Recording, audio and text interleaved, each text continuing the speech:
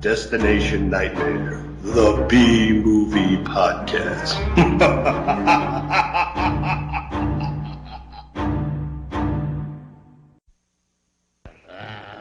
Now, human zombies rise from their coffins as living corpses in Blood of Ghastly Horror.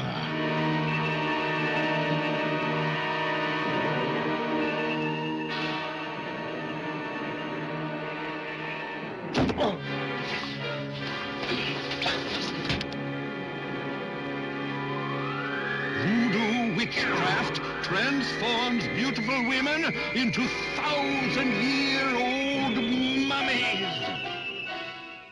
Joe Corey died, and a psychotic killer was born. I can't believe it. It's true. Joe's last days were spent as a hunted mad animal. See a doctor invent a weird artificial brain component and create an inhuman fiend who commits acts of shocking and brutal horror.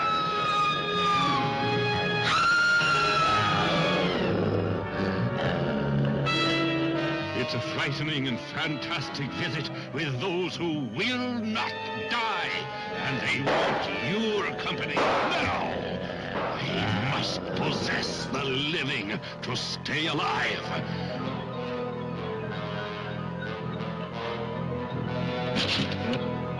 You'll see scenes of cruel and unwholesome beings, grotesquely lusting for vengeance as they rip and slash their way out of the grave.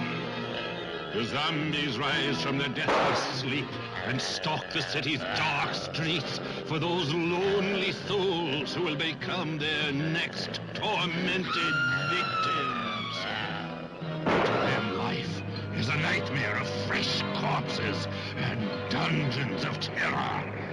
Be the dead arise to thirst for the life-giving fluid they must have to keep their rotted bodies alive. Blood of Ghastly Horror, in color, rated PG. So, did this movie bring back memories? Sort of. Do you actually remember it? I remember the first 10 minutes? Yeah, like the first 10, 15 minutes. I think when we first, saw when they delivered the head, I remember that vividly. Because I remember, they got the head there, and then they're, just, oh, the head of my friend, so then they're just kind of talking. It's like, yeah, I think I'd be a bit more upset. This movie is Blood of Ghastly Horror, by the way. Yes, Blood of Ghastly Horror. A.K.A. Psycho Go-Go, Fiend with the electronic brain, Man with the synthetic brain. It's been chopped up, re-released, re-edited. Apparently, This movie was shown on TV as Man with a Synthetic Brain, and then at the same time, it was shown in theaters as Blood of Ghastly Horror. So that's one way to get more money out of your... Yeah, apparently the first one didn't do good. The second one...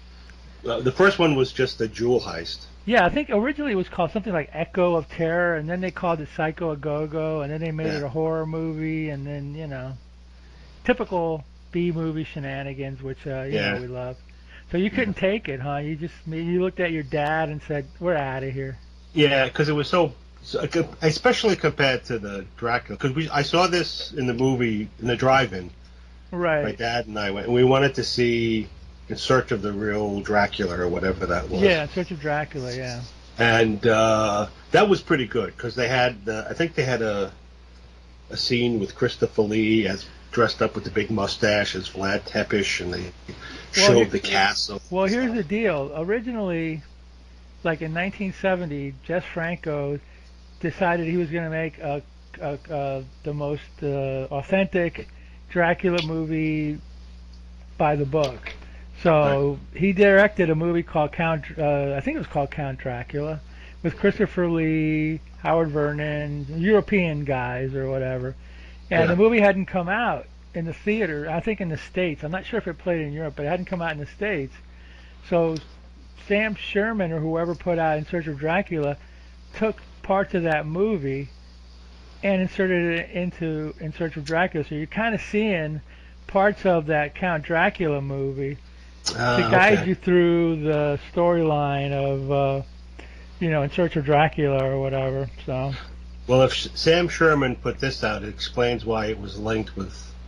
Yes, exactly. Blood of Ghastly Horror, because he did some stuff with Al Adamson. Al Adamson, yeah, it was all put out through Independent International Pictures. Yeah. Their label. So, cool.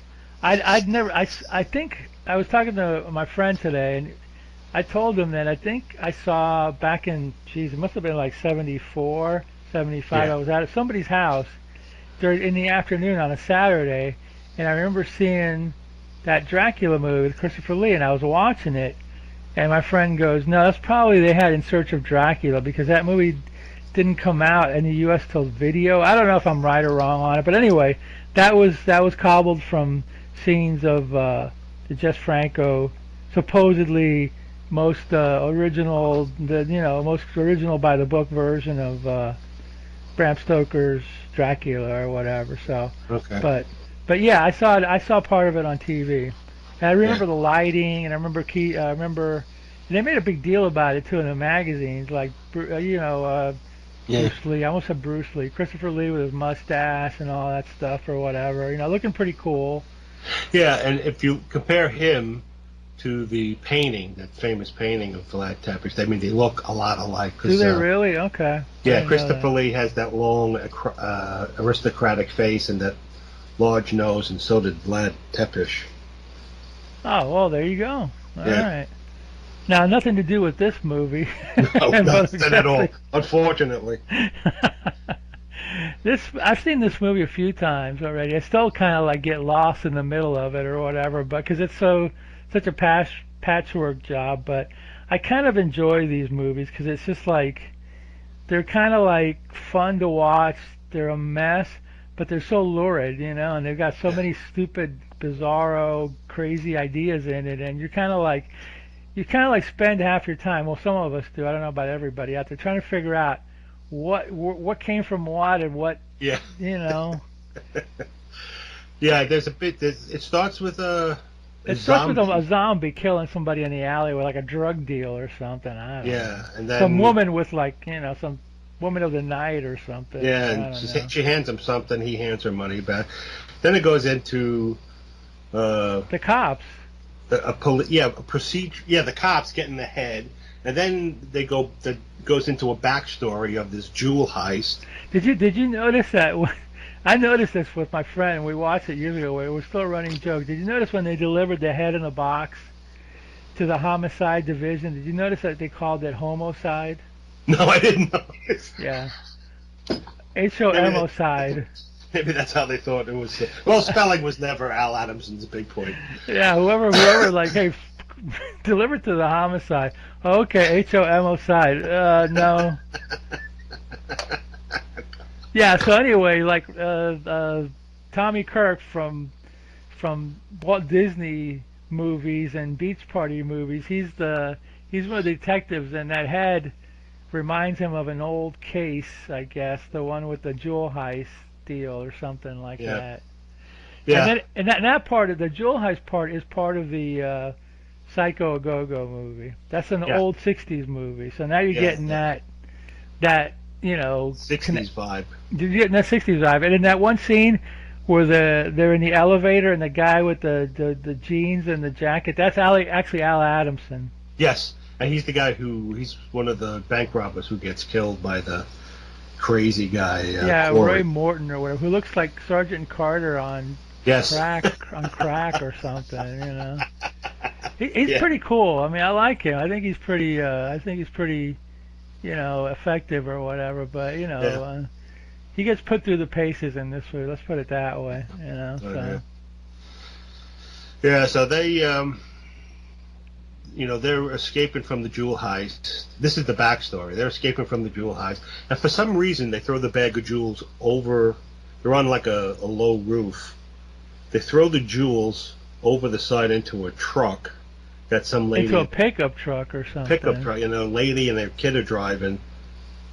And, then they go to escape, and Corey kills Al Adamson, and then they run away, and they find out, because there's the name of a construction company on the side of the truck. I mean, why would you throw the jewels away? That didn't make any sense. Was it because the cops were coming or something like that, or they seemed to have been in a hurry, and Al Adamson was like rushing to get to the rooftop or whatever. But I guess were they meaning to throw it into the truck? I think so, because I don't think there's any connection to it. So, like, what?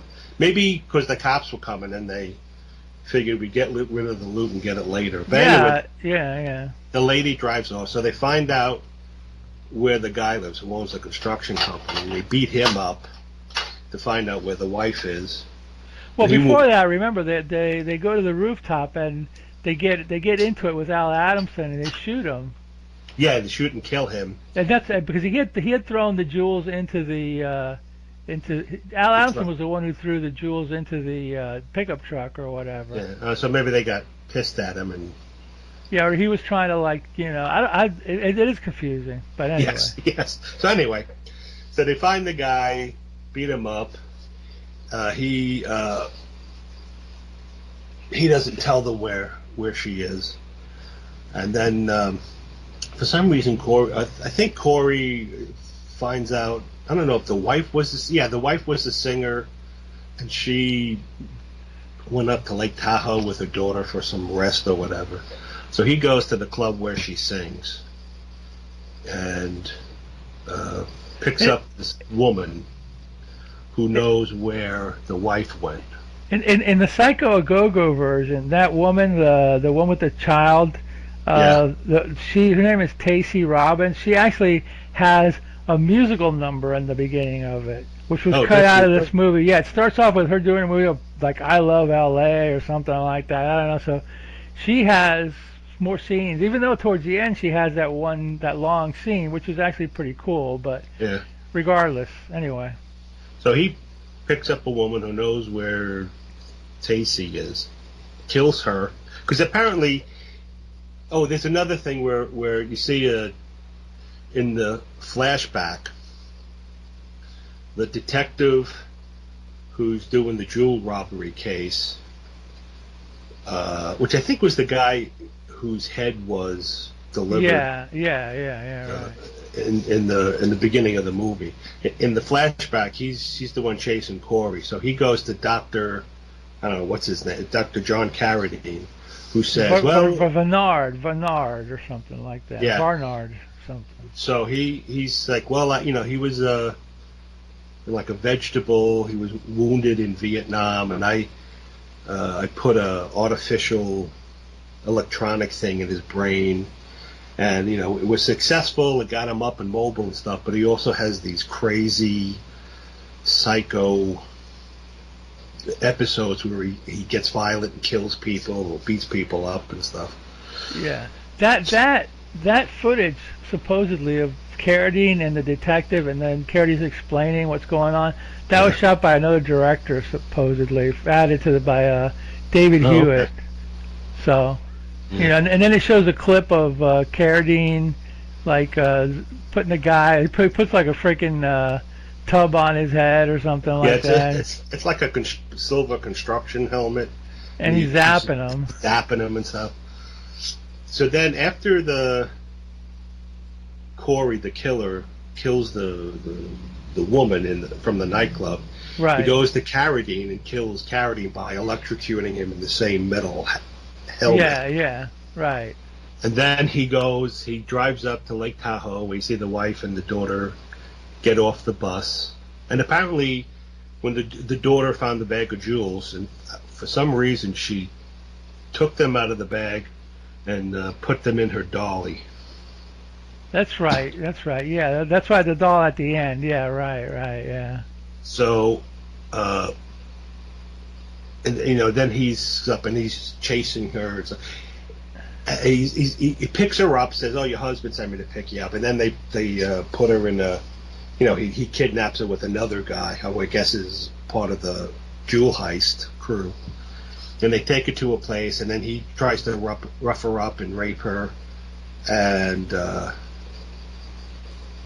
jewel heist guy the other jewel heist guy stops him and beats it. You know, they have a fight, letting the woman escape in the car. And You're forgetting the whole other part of the movie, which was like Kent Taylor, the doctor, who was the zombie, who was that zombie at the beginning, is controlled by him. That's right. Yes. He's looking for revenge. Right. So he's looking for this movie is like a mosaic of confusion. So in the meantime, between those two scenes, he's contacting yeah. the daughter of Vanard, because he wants to get revenge on everybody involved with what they did to Joe Carrol. Joe Corey. Yeah, or whatever. Kent Taylor is the father of Joe Corey, the psycho. Yeah, and he was in Haiti. He was in Haiti, and he just came back and he found out about this, and he's mad. Right. And the zombie guy at the beginning is one of his zombie slaves or something. I don't know.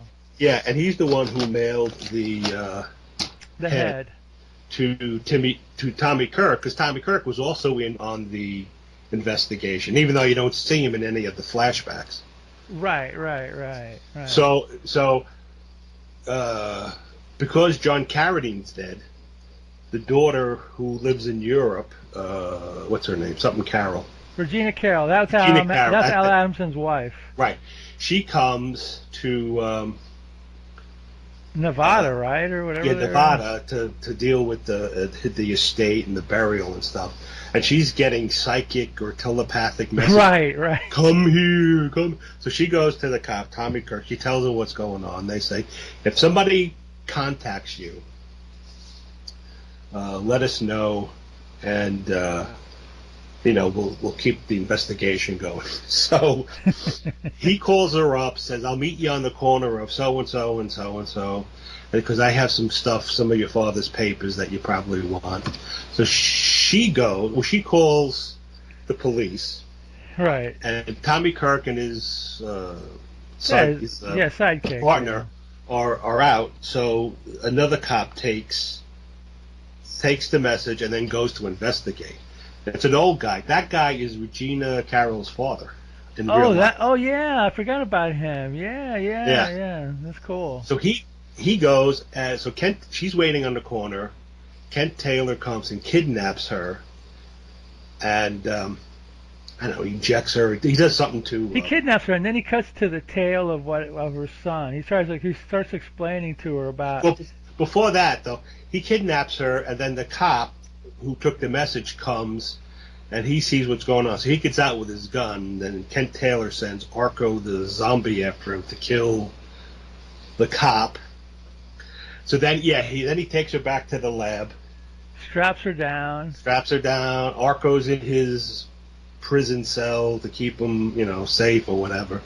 And then Kent Taylor tells her about his how John Carradine killed his son by putting the electric thing in his brain, and he could have. Kent Taylor said, I could have cured him with my natural remedies and my voodoo stuff. And then he goes and he's going to inject Regina with the same potion, so she'll be his slave. Yeah, she'll be his slave. So then it goes back to the backstory, and right from the original. Now we're going to Psycho A-Go-Go footage now. So then you see Joe Corey, the maniac, chasing after the wife, and they're running over snowy ground and stuff, and you see the kids go, I'm tired, can we stop? No, we have to keep going, and he's just running over rocks and stuff. And meanwhile, the police detective and the husband, they come and they're running, chasing, looking for them and stuff. And so Joe Corey corners the wife and the kid on a high promontory rock, which he has nowhere to go. And then the cop comes and starts shooting at him, and Joe Corey is shooting at him. And in the meantime, the kid drops the doll and it falls out, and the Jews spill out. So then the Joe Corey and the cop are playing cat and mouse, like shooting at each other. Yeah. And then the husband comes and jumps on him, and they start fighting, and then he gets knocked down, and of course he hits his head and immediately goes unconscious on a rock. And then Joe Corey's he picks up a big heavy rock, and he's gonna crush his skull with it, and the cop shoots him, and he goes, he's bleeding and stuff. So then he runs away, goes around the rock. He sees the doll with the jewels, which he grabs and picks up. And then the cop comes and shoots him in the face, and then he falls down into the river, dead with the jewels around him. Then it goes back to Ken Taylor. And he's going to make her a slave. He injects Regina Carrol with some zombie serum. And then the two cops decide, okay, now it's time to go. The two cops come in. And Tommy Kirk and his sidekick decide to go, and the sidekick goes first. Yeah, for some reason they separate. For some reason they separate. I don't know why, but yeah. So he's telling Regina Carrol, what he's going to do, and he's going to get revenge on everybody, and he gives her a serum, and then he injects her, and then before he injects her, he starts telling her how. What the voodoo stuff is and what the serum is going to do. And he's going to make her a slave or whatever. Going to make her, and he's going to make her real ugly, too. Yeah, so he injects her, and she gets all ugly, and her hair gets all frizzy. And she's like, what did you do? And he's telling her, well, I need a new slave because Akro is dying. And, this is the last of it's a blue liquid. This is the last of the rejuvenation fluid before. And he shows her a red liquid too that says this will cure you. Yeah, this is the antidote. This is the antidote. Yeah, right. And then the cop partner of Tommy Kirk gets to the warehouse first, and then he sneaks in.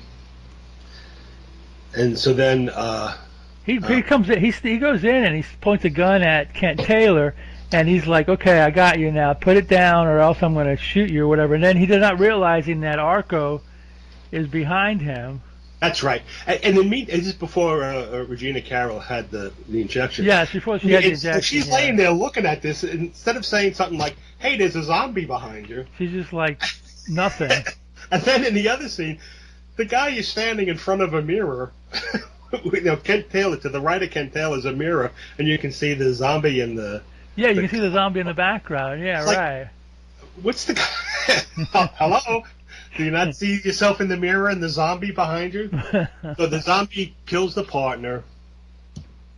And then, that's when Ken Taylor goes into his spiel about making her a zombie, and there's only enough blue liquid to keep her going, and Akro's failing. So Akro hears this. He gets up. He breaks the chain, and he comes in, and he kills Ken Taylor. In the meantime, Regina Carrol's all old and wrinkly, hair all frizzy. And then Tommy Kirk comes in. Out of the blue. He's Akro dies trying to get the blue liquid by licking it off the wall. Regina Carrol, in the meantime, drinks the red liquid and reverts back to normal. And then Tommy Kirk comes in. And all he does is he looks around, then he picks up the phone and says, get me the police. And then the movie ends. And like, what the hell? What a mishmash. Oh, I love it. There's like, well, maybe they still do it. I don't know. There's a whole B movie idea of taking various parts of movies and pastiching them into and they don't ever make them. They don't ever make them any better. You know what I mean? No, they don't. They just make them different and when maybe worse in a way. But it's kind of like a lost art. I mean, I'm sure some people maybe can do it now. They did this with a lot of kung fu movies too. Yeah, I know Woody Allen took 2 Japanese spy movies. Yeah, it was called one of the movies was called What's Up, Tiger Lily. Yeah, and he redubbed it. And it was funny and it was good. And you can if you do it like the first Godzilla movie in America. Yeah. They took the Godzilla movie and then they spliced in Raymond Burr. Yeah. And that wasn't bad. No, that was okay. But it was funny how he'd be in the office talking, and then to get continuity, they have some Asian guy sitting in the chair doing something. Yeah, right. So you can see, oh, well, he's obviously in Japan. I mean, a lot of times, after there was another one called Varan, the Unbelievable, which I think they actually spliced. Yes, yeah. American footage in with Japanese. Yes, some guy. Who the hell was the actor? Myron Healy. Where in he? I can't picture him at the moment. Myron But yeah, Hilary was the guy. He's a lot of westerns and stuff. Yeah, they spliced him into the movie with. Yeah. And there was the other one too, which we did on Slow Robot, was the Manster, the one where the guy gets a shot in the shoulder and another head pops up. I remember seeing that. We got to watch that one. What the hell? Yeah. We'll do it again because if you remember it, then it's a cool movie. Yeah, the scariest part where he's screaming because of pain and he opens his shirt and there's like an eye looking back. Yeah, that's a classic scene. Yeah. And then when you see the head growing, it looked like a balloon. That made me laugh. Yeah, it looks like a stupid, like puppet head or something like that. I saw that movie in the '60s on a horror show, M.T. Graves, The Dungeon, when I was a kid. And it was like freaked me out. Utility Theater or Fright Night? No, I'm talking '67. It was a show called The Dungeon. Yeah. Oh, you saw it on Fright Night. Oh, okay. Well, I saw it in the '60s when I was a little kid. By the time I started watching Fright Night when we got cable, the few years that it was on, I don't remember them showing much stuff from the '60s. They were showing a lot of '70s. Yeah. Things like Paul Nashi or whatever, and that was like cool. But I guess in the earlier '70s they were showing more '60s stuff or whatever. Well, that was the. I think they could get those movies for real cheap. Yeah. And it came as a big package, so you can just show these. Yeah. But The Manster is like a classic, man. That's actually a Japanese-American co-production. They actually had guys. I think the main actor went to Japan. I'm not 100% sure, but yeah, and like the scene where the guys, the mad scientist, this old scary hag-looking lady. Oh, that was my mother. I experimented on her. I go, oh, what a nice guy you are, aren't you? Hey, Mom, take this shot. Why don't you? Let's see what happens. Oh, okay, Sonny, sure. There were a couple of movies where the bad guy was always turning beautiful women into ugly, creepy monsters. It's like, why? Oh God, yeah. What's the movie where oh man, you're killing me now. Now my brain's like, now I'm getting the old man syndrome or whatever. I can't remember. Yeah, I know what movie you're talking about. Oh, there was a movie. Yeah, it was a movie. There was a Nazi scientist. Yeah, She-Demons.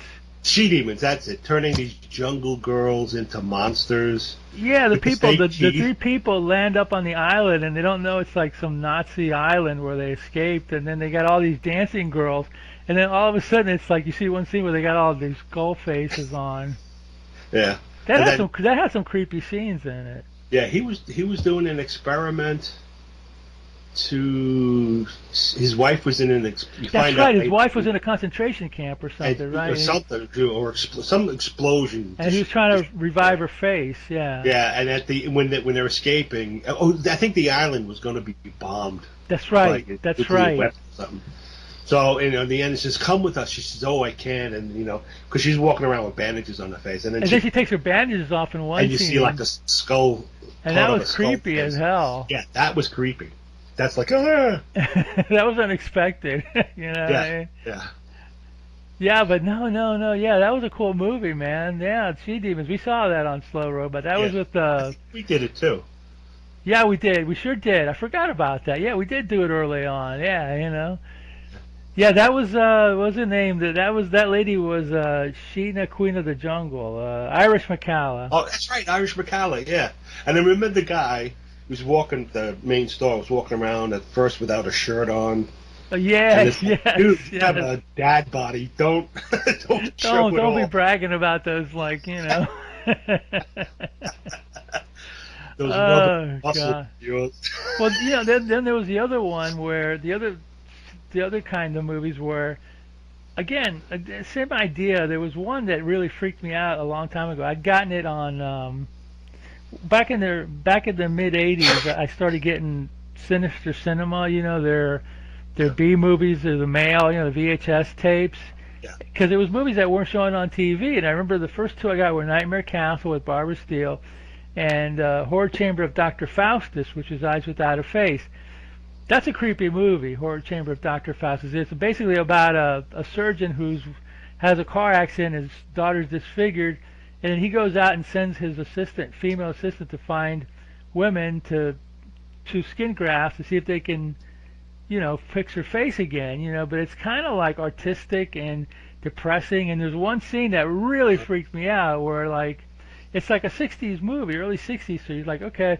And then there's like a skin graft scene, but they don't cut. They show like pulling off the layer of like skin. I was like, whoa, what the hell? You see blood pouring out and stuff, and it was like, holy moly. But it's a classic movie actually, and it's a very good movie. But yeah, it's another one where like, Circus of Horrors, I think, was another one where, like, there was some disfigured woman, and he was trying to. Yeah, there's a ton of them. Yeah, that's a whole trope of, But yeah, no, this one's a little different. This is more of a messed up.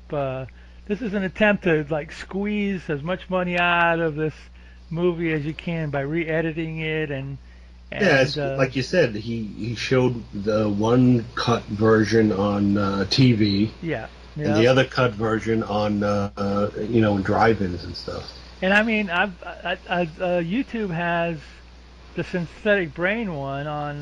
It's on YouTube with a Commander USA segment. I don't know how much different it is. I mean, it might be just a retitling, because I don't know. I mean, I used to watch Commander USA, but the copy that they have on YouTube is like average. It's watchable, but I'd rather get the nicer one and watch it or whatever, but yeah, they did this with what was the other one they did this with? The Pastiche. Oh god, I know they did a couple of other ones, but I can't think of them right now.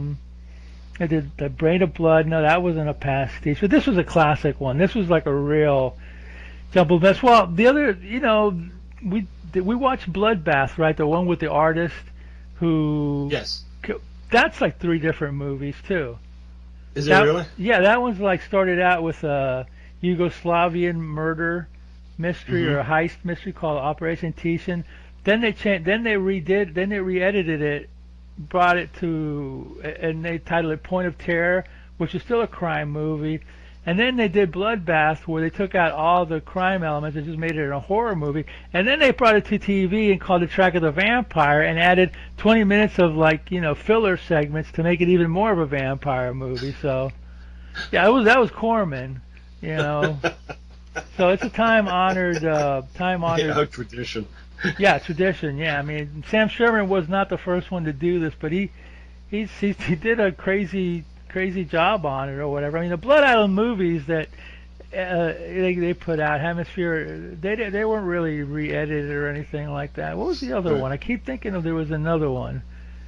Oh God. Well, maybe. Yeah, I don't know. We'll talk about it some other time. But I can't think about it now. But yeah, I love these movies. There's actually an Al Adamson Blu-ray set of all his movies, 32 movies, but they want like over $100 for it. So not right now. I'm not getting it now. So but that was fun that you actually got to see the cheesy movie that you guys bailed out on back in. Because I mean. Are you talking like 75 maybe or 74? Something like that, yeah. It's me and my dad, and we were... At a drive-in, right? Yeah, it was a drive-in. And, was it cold? He was what? Was it cool or cold or anything? Or no, I think was it in the summer? I think it was in the summertime. Oh, okay, good. And I can remember when they started the Dracula movie just a little before sunset, so you couldn't really see it at first. And it was actually it was the first drive-in I went to. No kidding. In Jersey or New York? I was in New York on Long Island, and so yeah, we were he liked In Search Of. And the Kolchak the Night Stalker. He was a big fan of that, and I was too. And he had this broad range of topics he would read about, but he liked paranormal stuff. He always bringing home books on UFO and Bigfoot and ghosts and stuff. So we saw In Search of the Real Dracula, because I think he had just read a book. There was a book, In Search of Dracula, yeah. And then so we went to see it, and then this came on, the Blood of Ghastly Horror, and we'll watch it. In the first scene you see the head in the box. That's like, okay. But then it goes off on some weird heist movie, and it's confusing as hell. And we're like, and who knows what they may even have edited that version for this Yeah, who particular. knows? So, it was a confusing mess, and we're like, my dad goes, "You want to get out of here?" And I'm like, "Yeah, okay." Was there a third movie on the bill, or was it just the two? No, it was just those two. No, okay. But jeez, oh God, jeez Louise. That was the thing about drivers. They usually had two movies, so you Yeah. were there for a while, and getting your snacks and sitting back and hooking up the speaker, The speaker to the to the window. Oh God. Oh man, getting those crappy food at the Yeah, the concession stand. concession. I was going to say the consignment stand, the concession stand. Yeah, but You is this the first Al Adamson movie that you watched? Do you remember? No, I think I've seen others because he looks familiar. He was a good-looking guy when he was young. He probably could have been a good actor. He did a lot of weird stuff, man. I mean, and his forte, he didn't like to do. Well, his classic one was Dracula versus Frankenstein. I think that was another pastiche because they either added scenes.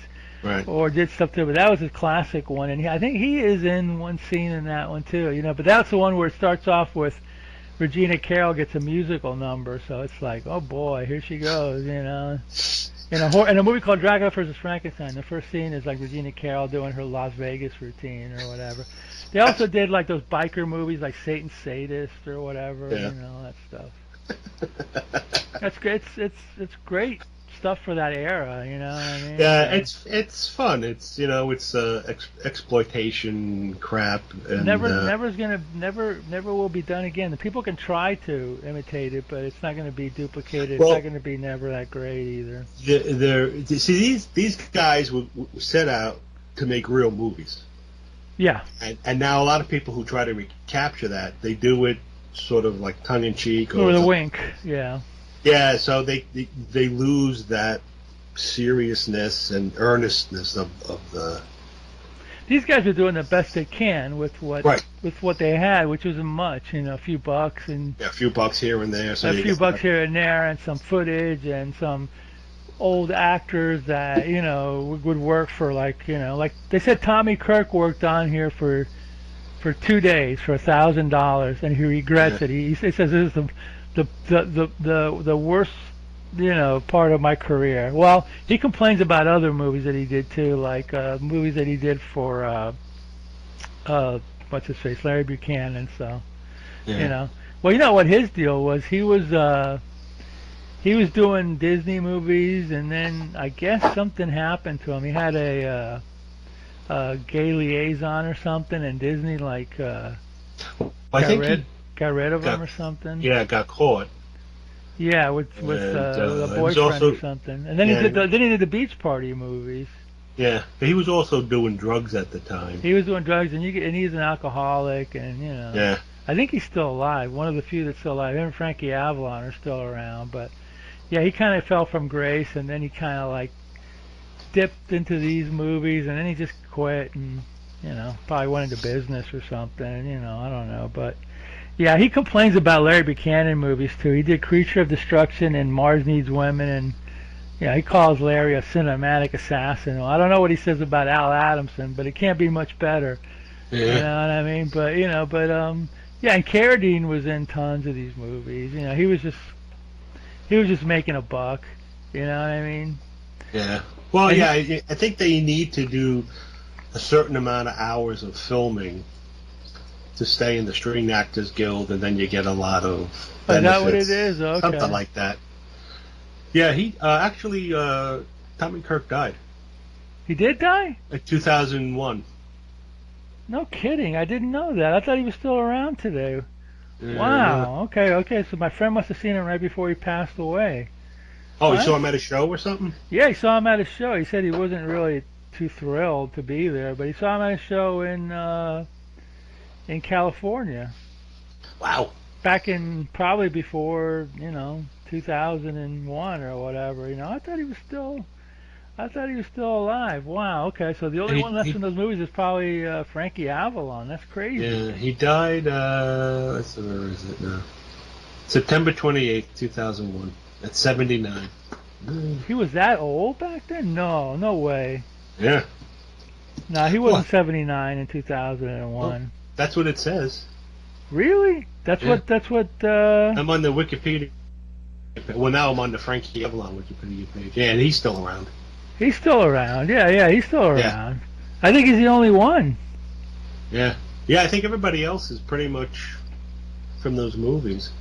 I mean, maybe some like secondary, guys from that, from but Deborah Wally passed away, John Ashley, Annette Funicello.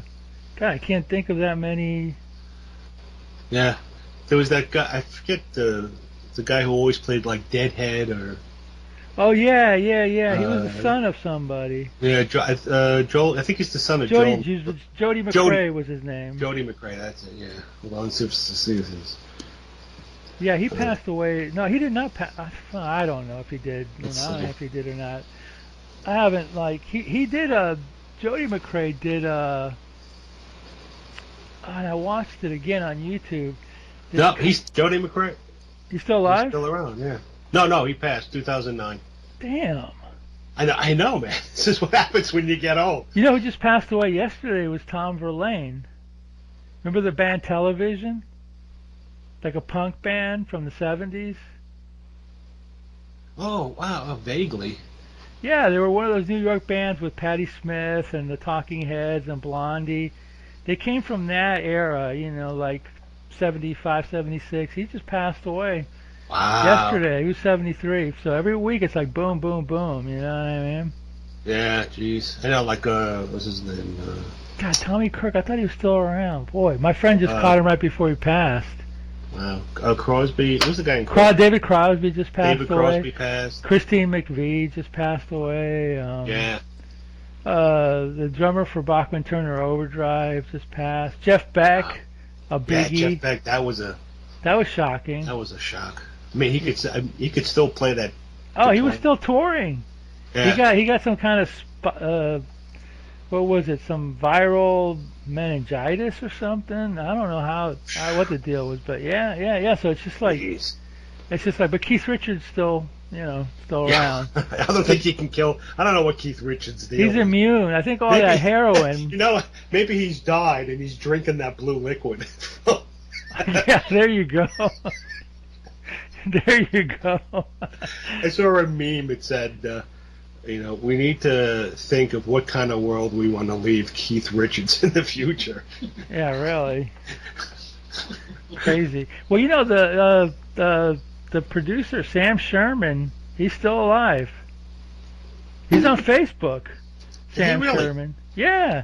A couple of years ago when COVID hit, he was sending movies to the drive-ins, and we saw a couple of them. I saw the Godzilla. They had Godzillas on one night, and then I didn't get a chance to see the Blood Island movies, but they had the Blood Island movies on the Saturday night. My friend did, and one of them, and they showed the Bards of Blood, Mad Dr. Blood, but they also showed Dracula versus Frankenstein, and I think they showed Braid of Blood. I'm not sure, but Sam Sherman was shipping his movies out to drive-ins, and the people, since there was no new product back in 2001. 2021, I mean, around Halloween time, they played them at the drive-in here. So I got to see some Godzillas, at least, Problem was, I would have gone to see the Blood Island movies, but they were showing it was a 5-movie package, so it started at 7, and I think the last Blood Island one was at 1 in the morning, and I didn't want to be at the drive-in for 6 hours, what I mean? That's a bit long in the car. Yeah, that's a little bit too much, what I mean? So if it would have been 2 or 3, it would have been great, but they decided to put all of them, or maybe spread them all over like Friday, Saturday, and Sunday, or next week or something, I don't know, but yeah. Sam Sherman, he's on Facebook, he's still around. He's probably still figuring out ways to get his movies on streaming, or get a few bucks out of them or whatever. So yeah. I mean, he might be one of those exploitation directors still around, or not. He wasn't a director; he was a producer. He also worked for Famous Monsters, or one of their offshoots. I think he worked for Screen Thrills Illustrated, or he edited it, or. They had a Western magazine too called West. I forgot something Westerns or something. Anyway, he was involved with Warren Publications before hooking up with Hemisphere Pictures and doing all that stuff, and then his own company. Oh, cool. Oh yeah. He might be the last one. Herschel Gordon Lewis, the Blood Feast. He died. Well, there's still a Miami, Florida-based director called William Griffey, who did some B movies in the '60s in Florida. He's still around too. He must be very old by now. He's still around. He hasn't directed anything in a while, but I do have a documentary about him called "It Came from the Swamp" or something like that. Roger Corman is still around. What am I saying? Roger Corman's still around. He's in his 90s, but he's still around. So Yeah. he's still producing whatever, Schloctopus versus Super Crab or whatever those. Does he do those crappy movies? He does some of them. Yeah. he's doing them for. I think he was doing them for the Sci-Fi Channel. Yeah, I've seen it. I've tried to watch a couple of them. No, they're crap. They're really bad. I mean, they're wink, wink, nudge, nudge kind of movies or whatever, Yeah, so, But no, Al Adamson and Sam Sherman, they were kind of taking it seriously. They were just exploiting. They would get old stars like Lon Chaney towards the end and Ken Taylor, and I think one of these, Brain of Blood had what's his face, the Incredible Shrinking Man, Grant. Can't think of his last name, but the Incredible Shrinking Man. He was in one of their movies. Oh God. All sorts of old actors. They actually loved these old actors, so they could get them and put them in their movies, and it was kind of like a tribute to them or whatever. But Lon was pretty bad shape when he did Dracula vs. Frankenstein and the Female Bunch. He could barely talk. He had throat cancer, so But anyway, yeah. So there you go. That's the great Blood of Ghastly Horror, and by great I say it in quotation marks. Yes. It's what's the saying? Your mileage may vary. There you go. Your mileage may vary. Oh God, yeah. So anyway, yeah. Next up is your turn, and we gotta pick something good. I've been trying to, as opposed to this movie. No, this is a good movie. It was okay. It's fun. It's fun. It's fun. But it's of a time period. It's of several time periods. Yeah, sure. 60s and 70s. Yeah. But it was a time when a lot of people made movies outside the professional movie studio. Yeah, independent. Yeah, independent filmmakers, and they, sometimes produce some pretty good movies. Most of the time, some crap, but they're still fun to watch. There's a movie out now, and I was. I think it might be in theaters. I don't know, but it had a weird title. Like, I can't even pronounce the title. It started with an S, but it's like, it looks like it was shot on 16 millimeter, and it was like about this kid in a creepy house, and it's all grainy or whatever. But I was kind of interested in it because I was reading about it. I said they made it for $15,000. Wow. And it played in the theaters. But when I watched the review of it, the guy said it's creepy and it has its moments, but it's also 100 minutes and it's a very experimental movie. So I'm like, yeah, I'll wait until it goes on video. Yeah. But people are still doing cheap, like Blair Witch and stuff like that. Every once in a while, somebody comes up with a formula or an idea, and on the cheap, and it gets into theaters, and it's kind of like independent filmmaking. You're making it on your own. Like stuff like The Evil Dead back in the 80s, and all that kind of stuff. So it still can happen, but it's rare. It's all about Marvel movies now. And yeah, well, the movies. The problem is they make a lot of movies for overseas markets, so there's a lot of action, very little. Dialogue that's easy to translate into other languages. Yeah. Like the first Iron Man was pretty good because you hadn't really seen that kind of thing. The thing too is like if you get one of these cheap movies like this, people go into the theater and they're gonna go, I'm paying $15 for a movie that costs, this. I want to see, something spectacular. But on the other hand, smaller theaters can play these kind of movies, and people will go in and get, you know what it is.